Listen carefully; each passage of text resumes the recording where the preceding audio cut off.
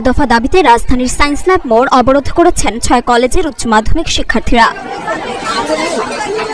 তাদের সঙ্গে সংঘর্ষে জড়িয়ে পড়েছেন ঢাকা কলেজ ছাত্রলীগের নেতাকর্মীরা। এই মুহূর্তে উভয় পক্ষই মুখোমুখি অবস্থানে রয়েছেন। চলছে ইট পাটকেল নিক্ষেপ এবং ধাওয়া পাল্টা ধাওয়া।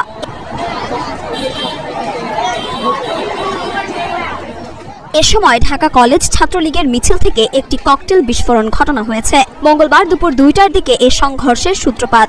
এ সময় বেশ কয়েকটি গাড়ি ভাঙচুরের ঘটনাও ঘটেছে।